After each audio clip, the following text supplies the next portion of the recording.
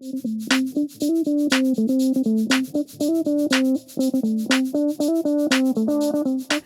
pagi, selamat datang di Ibadah Bahasa Indonesia Gereja ICA Surabaya. Kami senang sekali Anda bergabung dengan kami di pagi hari ini.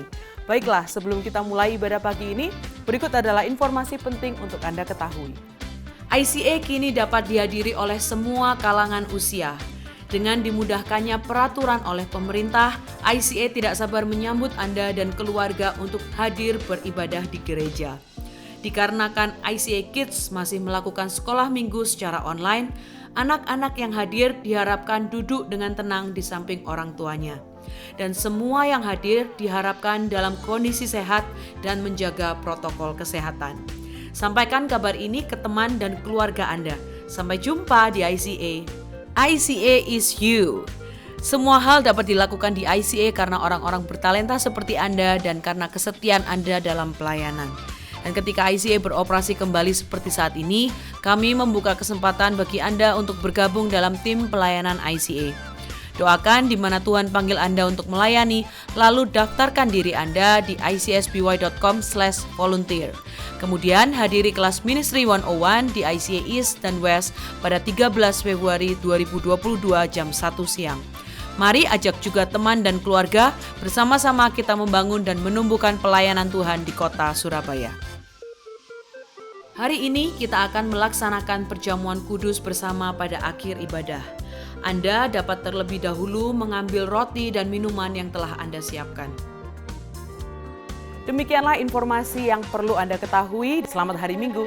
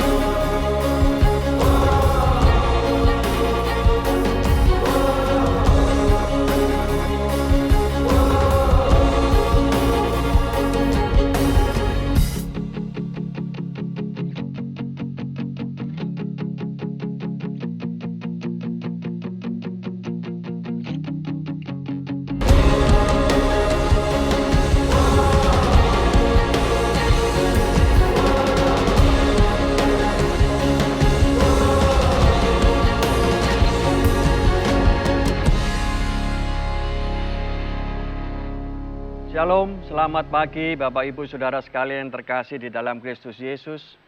Senang sekali bisa berjumpa kembali di Ibadah Bahasa Indonesia ICA. Dan pada hari ini juga nanti kita akan melakukan komuni. Dan sebelum kita mendengarkan firman Tuhan pada pagi hari ini, mari kita bersama-sama berdoa terlebih dahulu. Kami mengucap syukur Bapa Surgawi untuk kasih karunia-Mu yang begitu besar dan ajaib yang Kau berikan kepada kami semuanya pada pagi hari ini. Dan terlebih lagi Tuhan bahwa oleh kasih karunia-Mu kami boleh mendengarkan kebenaran dalam firman-Mu pada pagi hari ini.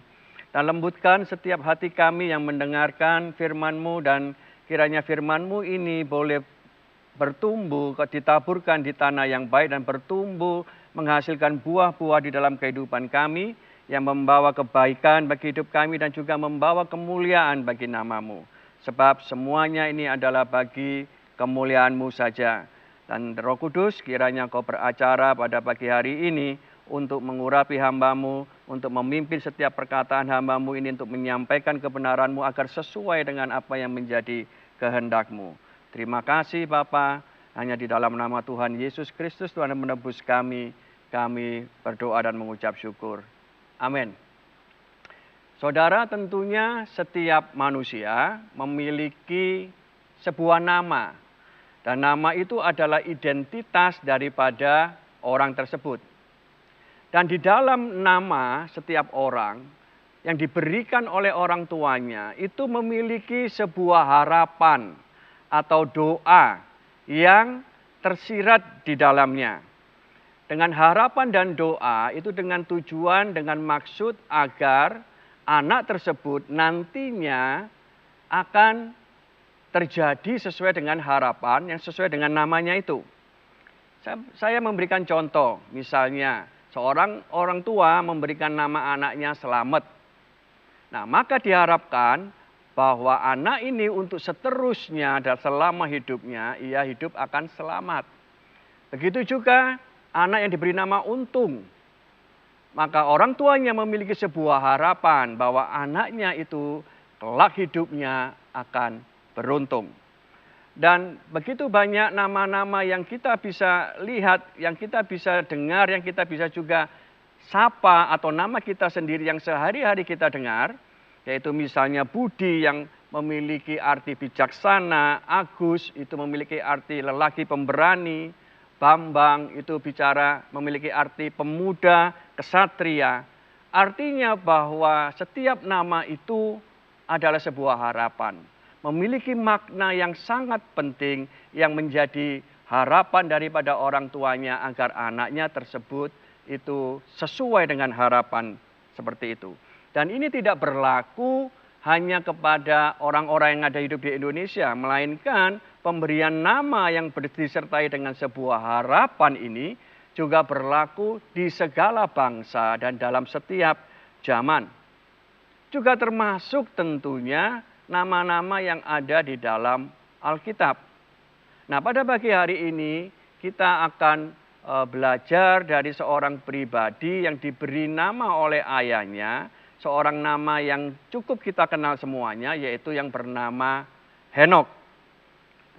Dan kita baca mengenai kehidupan daripada Henokh ini di Kitab Kejadian pasal yang ke-5, ayat yang ke-18 sampai ayat yang ke-24. Demikianlah firman Tuhan. Setelah Yared hidup 162 tahun, ia memperanakan Henokh. Dan Yared masih hidup 800 tahun setelah ia memperanakan Henokh. Dan ia memperanakan anak-anak lelaki dan perempuan. Jadi Yared mencapai umur 962 tahun, lalu ia mati. Setelah Henokh hidup 65 tahun, ia memperanakan Metusala. Dan Henokh hidup bergaul dengan Allah selama 300 tahun lagi. Setelah ia memperanakan Metusala dan ia memperanakan anak-anak lelaki dan perempuan. Jadi Henokh mencapai umur 365 tahun. Dan Henokh hidup bergaul dengan Allah, lalu ia tidak ada lagi sebab ia telah diangkat oleh Allah. Arti nama daripada Henokh itu adalah dedikasi atau orang yang dipersembahkan. Dan ini artinya bahwa Pak Yared sebagai orang tua daripada Henokh ini ketika memberikan nama Henokh yang memiliki arti orang yang dipersembahkan, orang yang didedikasikan. Dia menginginkan bahwa anak ini akan didedikasikan, yang akan dipersembahkan kepada Tuhan. Dan itu terjadi setelah kita baca ini bahwa apa yang menjadi harapan daripada orang tuanya, Pak Yared ini, terjadi di dalam hidup Henokh. Bahwa hidup Henokh ini hidupnya sepenuhnya ia persembahkan kepada Tuhan. Dan dikatakan di sini bahwa Henokh itu diangkat oleh Tuhan. Artinya bahwa pada akhir hidupnya ia tidak mengalami kematian seperti manusia pada umumnya. Dan ia adalah orang yang pertama yang dicatat di Alkitab sebagai orang yang diangkat langsung oleh Tuhan ke surga. Dan kalau saudara baca di selanjutnya bahwa yang kedua adalah Nabi Elia. Dan ada dua kata penting dari kisah yang kita baca barusan ini. Yang pertama adalah kata bergaul. Itu disebutkan dua kali di dalam nats yang kita baca pada pagi hari ini. Nah, kata bergaul ini berasal dari kata halak yang artinya berjalan bersama dengan Tuhan. Bahasa Inggrisnya terjemahnya mengatakan bahwa walk constantly forward with God. Berjalan secara terus-menerus konstan ke depan bersama dengan Tuhan.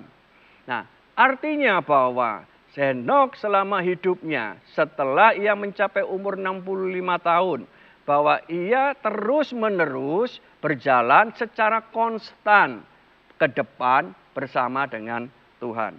Artinya berjalan bersama dengan Tuhan ini adalah bahwa Henokh menjadikan kehendak dirinya di bawah kehendak Tuhan. Bahwa apa yang menjadi kehendak Tuhan dia prioritaskan di atas kepentingannya dia sendiri. Dengan kata lain bahwa segala kendali hidup daripada Henokh ia serahkan kepada Tuhan. Dan itulah yang namanya berserah. Seperti kita naik mobil. Dan kalau kita hidup ini berserah kepada Tuhan, maka yang ada di balik kemudi daripada mobil itu adalah Tuhan Yesus. Kita yang duduk di sampingnya. Artinya bahwa kemanapun Tuhan Yesus ini membawa kita, apakah itu jalan yang lurus, apakah itu belok kiri, apakah itu U-turn balik, ataukah itu mundur, bahwa kita terus tetap percaya dan mengikuti apa yang menjadi pimpinan daripada Tuhan Yesus. Karena dia yang ada di belakang kendali, di belakang kemudi. Tetapi sayangnya bahwa seringkali bahwa kita inilah yang ada di balik kemudi hidup kita. Sedangkan kita minta Tuhan Yesus duduk di samping kita untuk mengikuti apa yang kita mau. Kita minta ACC daripada Tuhan menurut apa yang kita kehendaki. Kita mau bahwa kita inilah yang memimpin hidup kita sendiri. Dan itu artinya bukan berjalan bersama dengan Tuhan. Nah, dalam hal ini Tuhan Yesus mengatakan di Injil Matius mengatakan bahwa lalu Yesus berkata kepada murid-muridnya, setiap orang yang mau mengikut aku, ia harus menyangkal dirinya, memikul salibnya, dan mengikut aku. Ini adalah sebuah hal yang harus dilakukan ketika kita mau berjalan bersama dengan Tuhan. Yaitu bahwa kemanapun yang Tuhan pimpin, kemanapun yang Tuhan arahkan dan kita ikuti, disitulah terdapat bahwa kita harus bisa menyangkal diri dan memikul salib dalam setiap arahan atau pimpinannya.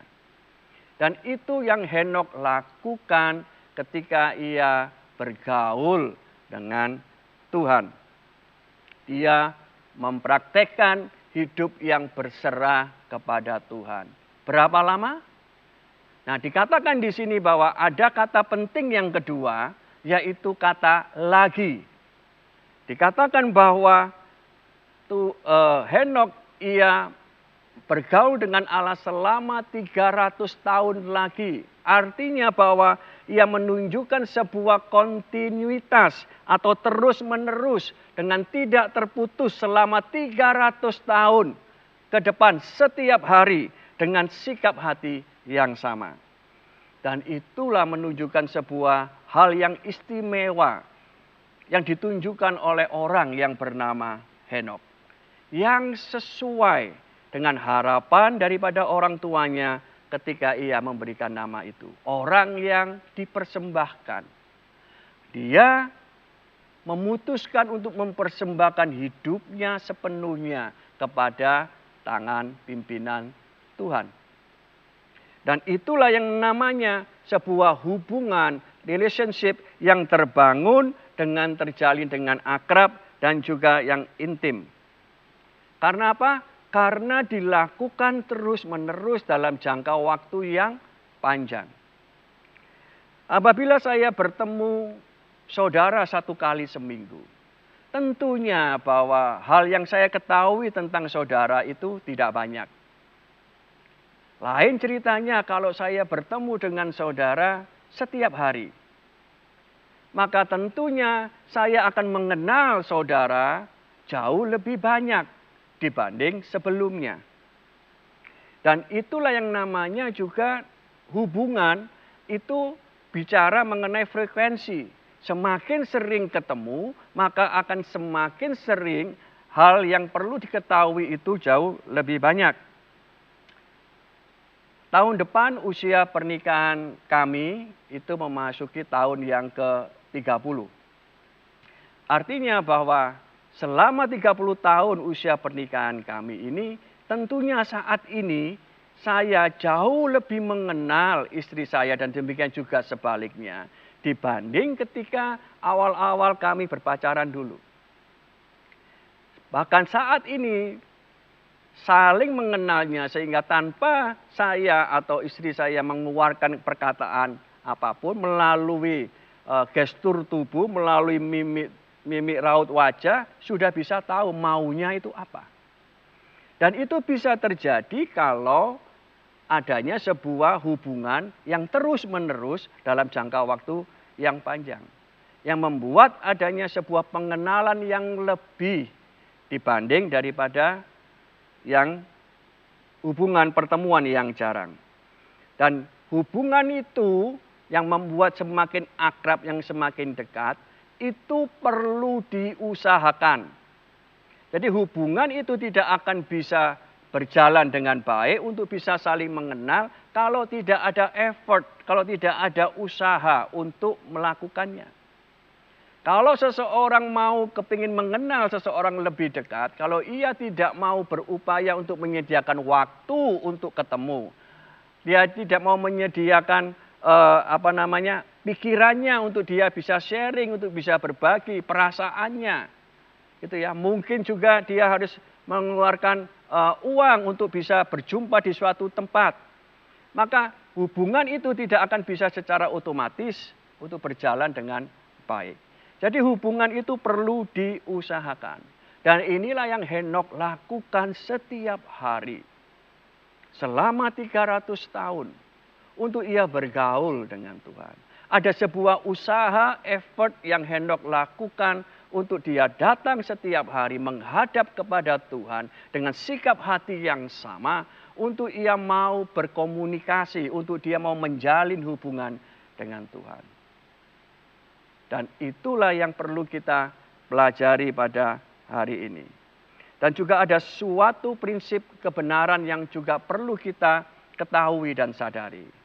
Yang mengatakan bahwa segala sesuatu yang dibiarkan terus-menerus akan menurun kualitasnya. Sebagai contoh misalnya tubuh kita. Apabila kita ini membiarkan tubuh kita ini dengan kita memakan makanan yang sembarangan. Yang tinggi kolesterol kita makan, yang tinggi gula kita makan. Dan kita tidak merawat tubuh kita tidak menjaga tubuh kita tidak berolahraga dan sebagainya. Maka itu kalau dibiarkan terus-menerus, maka tubuh kita ini akan menjadi sarang penyakit. Demikian juga misalnya rumah. Kalau rumah itu jarang disapu, jarang dipel misalnya. Atau kalau cat yang sudah kusam tidak segera dicat kembali. Kalau ada yang bocor tidak langsung dibetulkan. Kalau itu dibiarkan terus-menerus, maka rumah tersebut akan menjadi juga rusak. Dan semua hal, taman misalnya, kalau taman tidak dirawat maka segala tumbuhan, rumput-rumput liar akan tumbuh dan merusak segala tanaman yang baik. Dan itu pun kalau dibiarkan itu akan menjadi sangat mengganggu dan tidak indah. Termasuk juga hubungan. Kalau hubungan itu kalau dibiarkan terus-menerus, kita tidak memiliki sebuah effort atau usaha untuk memperbaiki hubungan itu. Maka kelama-kelamaan hubungan itu akan menjadi dingin, menjadi kaku, dan itu semuanya akan berhenti. Jadi yang diperlukan di sini adalah sebuah keinginan, sebuah usaha untuk membangun hubungan dengan Tuhan, untuk walk constantly forward with God. Kalau bicara mengenai terus-menerus berjalan ke depan, berarti ada sebuah progres yang harus dilakukan. Dan pada malam hari ini tentunya kita juga harus bisa merenungkan dalam diri kita sendiri. Apakah selama ini hubungan kita dengan Tuhan? Apakah kita hanya diam di tempat? Ataukah hanya jalan di tempat? Ataukah kita sudah berjalan maju bersama dengan Tuhan setiap harinya? Dan itu diputuskan melalui sebuah tindakan yang kita lakukan. Untuk kita memulai untuk menjalin hubungan dengan Tuhan seperti yang telah Henokh lakukan. Dan hambatan yang menjadi terbesar di dalam hubungan kita dengan Tuhan adalah dosa. Yesaya mengatakan bahwa tetapi yang merupakan pemisah antara kamu dan Allahmu ialah segala kejahatanmu, dan yang membuat dia menyembunyikan diri terhadap kamu sehingga ia tidak mendengar ialah segala dosamu. Dosa adalah sebuah penghalang yang membuat Allah ini tidak bisa atau tidak mungkin untuk bisa bergaul dengan kita. Karena itu melanggar daripada apa yang menjadi karakternya, pribadinya, yang adalah kudus adanya. Sebab yang kudus tidak bisa bergaul, tidak bisa membangun hubungan dengan segala sesuatu yang cemar. Dan untuk itu, karena dosa itu memiliki sebuah akibat atau implikasi di dalam diri orang itu. Ketika seseorang berbuat dosa, maka ia akan membuat hati nuraninya merasa tertuduh, membuat merasa ia tidak layak di hadapannya. Dan saya rasa tentu setiap kita pernah mengalaminya, bukan? Karena dosa membuat kita enggan untuk datang mendekat kepada Tuhan. Padahal itu semua adalah intimidasi atau pikiran yang jahat daripada si iblis. Dan dosa ininya yang harus kita bereskan terlebih dahulu sebelum kita memulai sebuah hubungan yang benar, yang kudus dengan Allah.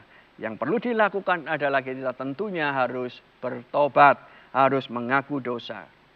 1 Yohanes 1 ayat 9 mengatakan jika kita mengaku dosa kita, maka ia adalah Allah yang setia dan adil, sehingga ia akan mengampuni segala dosa kita dan menyucikan kita dari segala kejahatan. Artinya bahwa Tuhan kita ini selalu bersedia untuk menerima kita ketika kita mau datang kepadanya. Dia Allah yang tidak pernah menolak siapapun untuk datang, untuk memulai sebuah hubungan yang diperbarui kembali. Karena Allah kita ini adalah Allah yang sangat mencintai adanya sebuah hubungan. Ia rindu bahwa setiap saudara bisa datang kepadanya setiap saat, kapanpun waktunya. Untuk memulai sebuah hubungan relationship. Itu yang menjadi kesukaan di dalam hatinya. Dan itulah yang membuat bahwa ketika kita mau dengan keberanian, kita mau membereskan diri kita di hadapan Allah dengan Dia, maka kita akan bisa memiliki sebuah hubungan yang baru, yang tentunya bahwa ketika itu dilakukan terus-menerus seperti Henokh dalam jangka waktu yang lama dengan sikap hati yang sama, maka akibat yang dihasilkannya bahwa tentunya bahwa orang itu akan menjadi pelaku firman-Nya dan menjadi sahabatnya. Tidak bisa dipungkiri ketika orang semakin bergaul dengan Tuhan, semakin kenal, semakin dekat, maka apa yang menjadi isi hati daripada Tuhan, tentunya Tuhan akan beritahukan. Dan ketika orang itu mengetahui isi hati Tuhan, mengenal lebih dekat, dan tentunya ia akan melakukan apa yang menjadi kehendak Tuhan itu. Yang menjadi pelaku firman, otomatis. Dan ketika ia menjadi pelaku firman, maka Tuhan menyebutnya ia sebagai sahabatnya.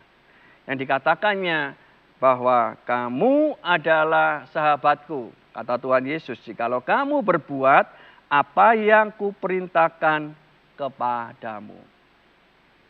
Artinya bahwa untuk bisa mencapai tahapan kita ini menjadi pelaku firman dan kita yang disebut sahabat Allah, maka dimulai dulu adalah dari sikap kita untuk kita mau membangun hubungan yang baik, yang benar dengan Tuhan kita. Seperti Henokh bahwa terus-menerus secara konstan berjalan bersama Tuhan ke depan. Artinya bahwa kita harus memiliki sebuah effort atau usaha untuk membangun pribadi dengan Tuhan. Untuk kita menyediakan waktu tertentu untuk kita bisa menyediakan waktu teduh, dan juga setelah itu dalam kegiatan kita sehari-hari, kita pun tentunya kita harus melibatkan Tuhan dalam setiap kegiatan kita. Itulah yang membuat hubungan ini menjadi hubungan yang Tuhan sukai. Dan tentunya ini juga tidak hanya menjadi keinginan daripada Tuhan hanya kepada Henokh saja. Melainkan apa yang menjadi keinginan Tuhan ini juga Ia inginkan kepada setiap kita, saudara dan saya. Bahwa Tuhan kita ini sangat menginginkan adanya sebuah hubungan yang benar dengan Dia. Itulah sebabnya bahwa Ia mengutus putranya yang tunggal, Yesus Kristus, ke dunia. Tujuannya apa? Untuk kembali membangun hubungan yang dulunya terputus, yang dulunya terpisah oleh dosa, oleh karena ketaatannya kepada Bapaknya. Seringkali Tuhan Yesus mengatakan bahwa apa yang aku lakukan ini bukan karena kehendakku, melainkan kehendak Bapa. Sehingga Ia sampai taat di atas kayu salib dan mati. Dan kemudian Ia bangkit. Itu adalah membuka kembali hubungan yang selama ini terputus. Karena dasarnya bahwa kerinduan hati Allah Bapa adalah untuk membangun hubungan dengan manusia.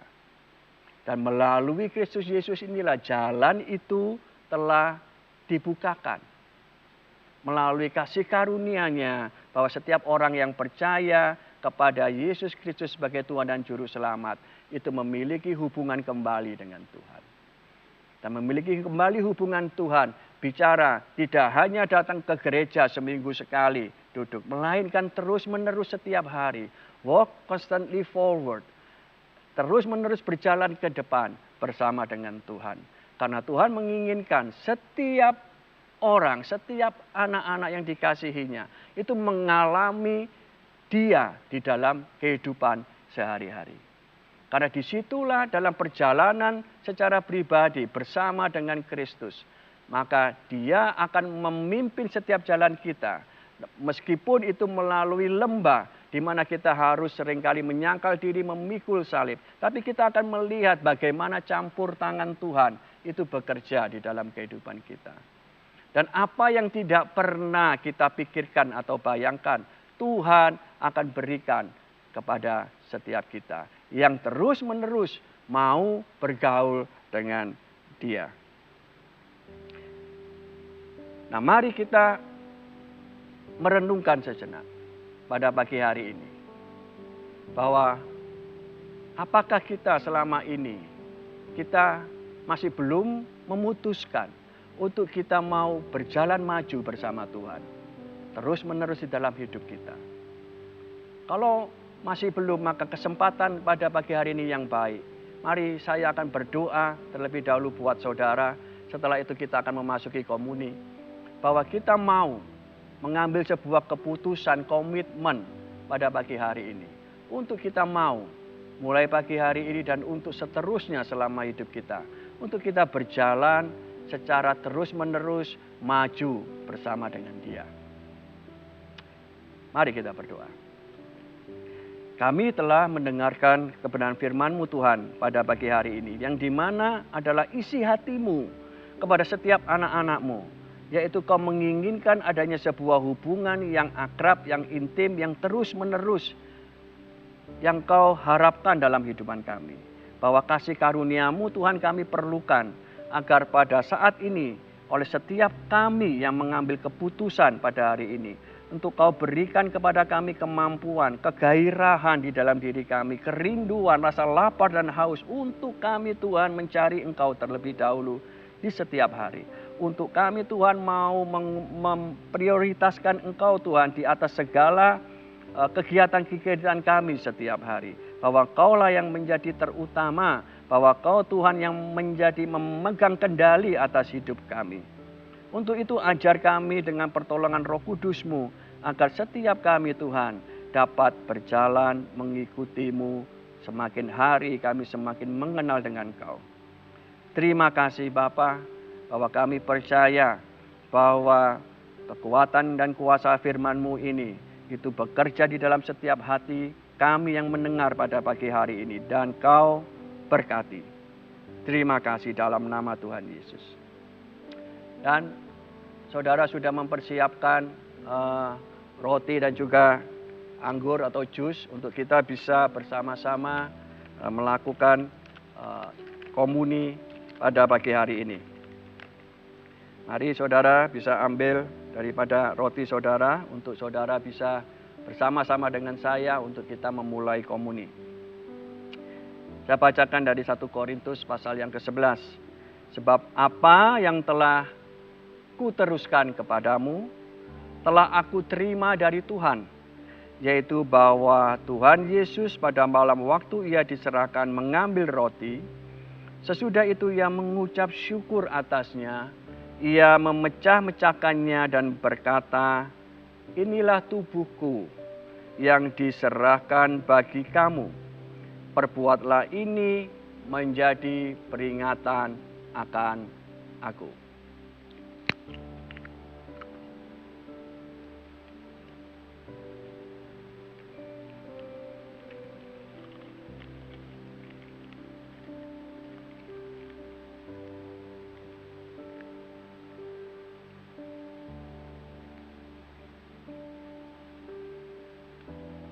Demikian juga ia mengambil cawan sesudah makan lalu berkata, cawan ini adalah perjanjian baru yang dimeteraikan oleh darahku. Perbuatlah ini setiap kali kamu meminumnya menjadi peringatan akan aku.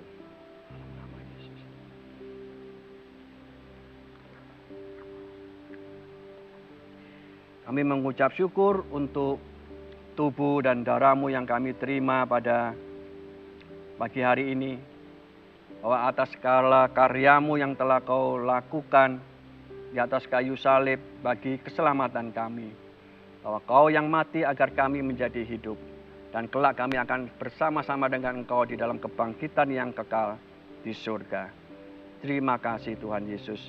Bahwa Kau telah membuka jalan pendamaian antara kami dengan Bapa untuk memulai sebuah hubungan yang akrab, hubungan yang dekat, hubungan yang seperti yang Tuhan kehendaki.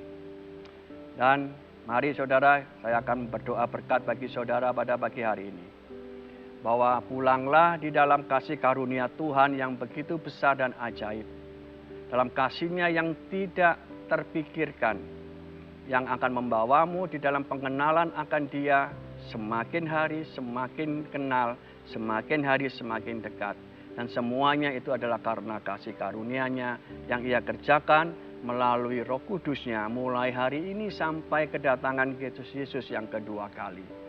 Pulanglah di dalam kasih berkat Tuhan, dalam nama Tuhan Yesus. Haleluya. Amin. Terima kasih Bapak Ibu Saudara sekalian telah mengikuti ibadah Bahasa Indonesia ICA, dan sampai jumpa minggu depan. Tuhan Yesus memberkati. Kami senang Anda bergabung dengan ibadah ICA hari ini. Selamat berakhir pekan dan sampai jumpa minggu depan. Tuhan berkati Anda dan keluarga. ICA kini dapat dihadiri oleh semua kalangan usia. Dengan dimudahkannya peraturan oleh pemerintah, ICA tidak sabar menyambut Anda dan keluarga untuk hadir beribadah di gereja. Dikarenakan ICA Kids masih melakukan sekolah minggu secara online, anak-anak yang hadir diharapkan duduk dengan tenang di samping orang tuanya. Dan semua yang hadir diharapkan dalam kondisi sehat dan menjaga protokol kesehatan. Sampaikan kabar ini ke teman dan keluarga Anda. Sampai jumpa di ICA. ICA is you. Semua hal dapat dilakukan di ICA karena orang-orang bertalenta seperti Anda dan karena kesetiaan Anda dalam pelayanan. Dan ketika ICA beroperasi kembali seperti saat ini, kami membuka kesempatan bagi Anda untuk bergabung dalam tim pelayanan ICA. Doakan di mana Tuhan panggil Anda untuk melayani, lalu daftarkan diri Anda di icsby.com/volunteer. Kemudian hadiri kelas Ministry 101 di ICA East dan West pada 13 Februari 2022 jam 1 siang. Mari ajak juga teman dan keluarga, bersama-sama kita membangun dan menumbuhkan pelayanan Tuhan di kota Surabaya. ICA Kids berkumpul online setiap hari Minggu, dan ICA Kids telah menyediakan materi sekolah minggu untuk anak Anda di rumah. Unduh melalui tautan bit.ly/ICA Kids online. Ikuti akun Instagram @ICA Kids untuk update yang terbaru. ICA Prayer Service diadakan setiap hari Selasa pada pukul 6.30 sampai 7.30 malam lewat Zoom. Anda bisa mengunjungi Instagram kami @ICSBY untuk mendapatkan meeting ID-nya. Mari menyembah dan berdoa bersama. Memberikan persembahan menjadi semakin mudah. Silakan scan QR Code di layar dengan menggunakan aplikasi bank Anda atau kunjungi icasby.com/giving untuk informasi lebih lanjut. Kami rindu untuk bisa mendoakan Anda. Bagikan pokok doa Anda melalui tautan bit.ly/ICA Prayer Online dan bersama kita melangkah dan percaya bahwa Tuhan bekerja. Ikuti sosial media ICA Surabaya di YouTube, Facebook, Instagram, dan Spotify. Anda dapat menemukan berbagai informasi, playlist musik, video, renungan, dan lainnya.